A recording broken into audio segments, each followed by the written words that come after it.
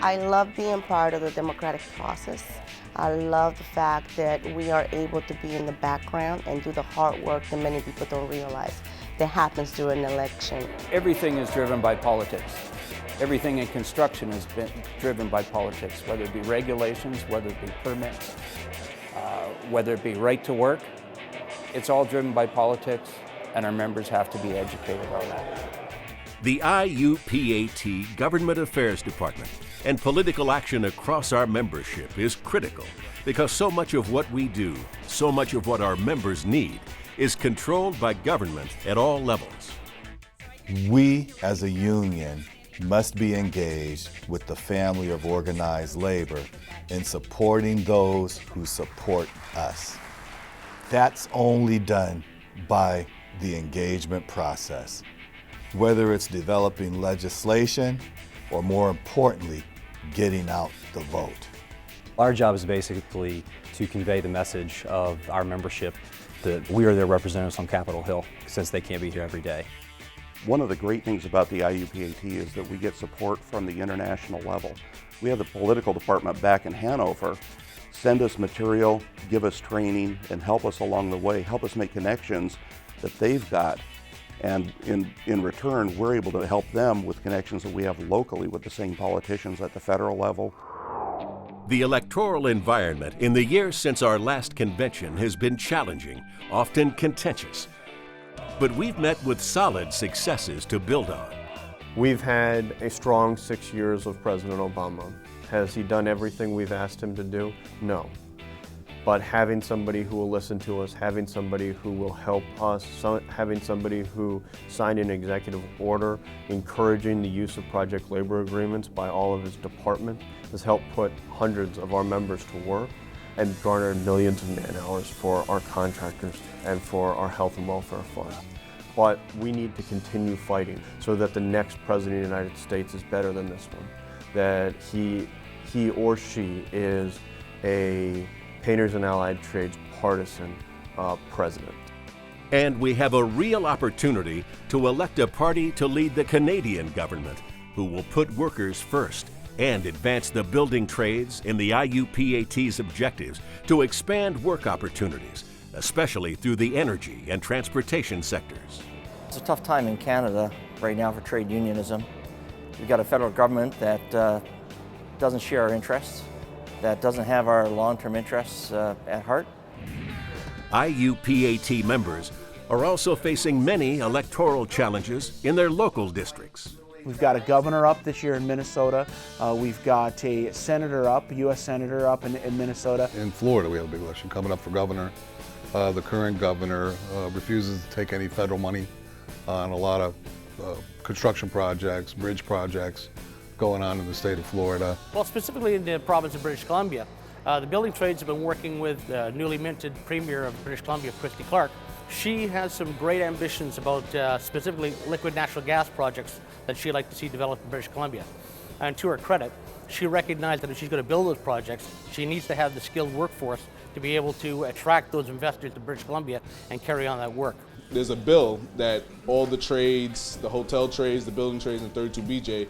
The legislative issues we are facing are diverse and widespread. In New York, we're trying to push apprenticeship language into the way that affordable housing is being built.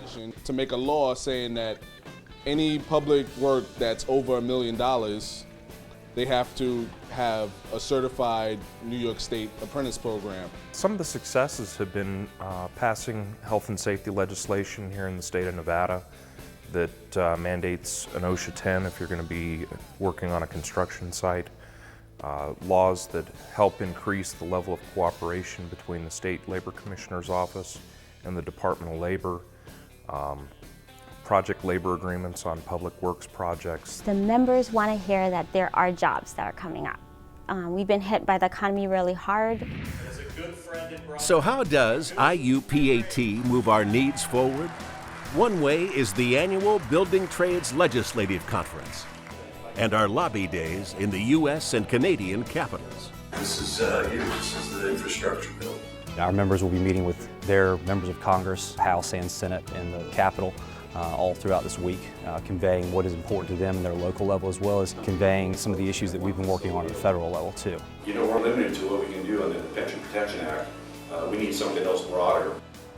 Well, this week here I'm able to interact with other people across the country to see what issues I may be able to take back to my home state and even take to my congressmen and my senators here to help grow our membership and organize our membership. I've been to a lot of events where Congress people were invited, both our state representatives and our senators, and I've never seen the turnout and the kind of respect that was shown to this organization. The Canadian Building Trades Union holds the same legislative conference, and IUPAT participants followed up to meet with members of Parliament. Today, I see local union affiliates and provincial council leaders who not only have access to decision makers, but have true relationships with them. Legislative conferences like the Building Trades Conference here, they're important for a number of reasons. One, we get to spend some time with the policymakers on Parliament Hill. Two, we get to spend some time with our co-workers, people that are in the trade union movement for the same reasons that we all are. We're all here to make the lives of our union members better and the lives of their families better. And when they get back home, Lobby Day participants continue with local outreach. We often bring our politicians through for a tour of our training center, and we're amazed and we see the light bulb go off on their head and it's like a beam of light.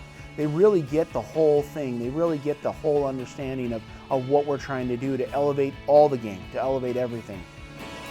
The rubber meets the road out in the field when IUPAT members get together, go door knocking, make phone calls, and engage the membership and the community around political action.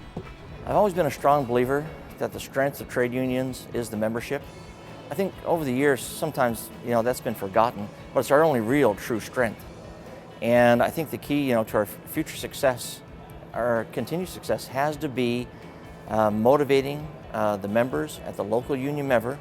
In Central Florida, they call us the Black and Gold Brigade from turning out so many people with the black and gold t-shirts to events and rallies. The feet on the street is the most important thing. First of all, it gets our members involved in the campaign, and it gives them the ability to get out and talk to other members that are out there. And it helps the candidates because it gives them the ability to go out and touch more of our members through us. In 2010, the IUPAT launched its text messaging program with just less than 3,000 subscribers. Today, we are over 11,000 strong and growing every day. We are messaging members to attend rallies and union meetings, to call their representatives about the issues that matter most to us, and even pass along video messages from leadership. We can focus the range of members we communicate with down to a particular local union or across North America with one push of the button. Another unique IUPAT campaign tool available to all district councils and locals is our new Campaign in a Box. The Campaign in a Box is a mobile phone bank that the IUPAT Government Affairs Department procured so that we can run mobile phone banks or stand up a campaign headquarters anywhere in North America within 48 to 72 hours. No one, not the Democratic Party, not the AFL-CIO, not the Republican Party, has a tool like this and has the ability to stand up, campaign in support or in opposition of a candidate or an issue like the IUPAT does. Over the years, many IUPAT members have run for office on the local and national level. It's one of the most important steps in our political efforts because it ensures that the interests of working families aren't only heard through our lobbying and activism, but our members are directly involved in the decision-making process, representing union and IUPAT positions. I'm also just really humbled to be here as a member of Painters and Allied Trades and being able to be in my first term in Congress. My father was a member of IUPAT. I'm a member. I come from a working class background. It's something to be able to actually influence the policy like that really matters for all of us.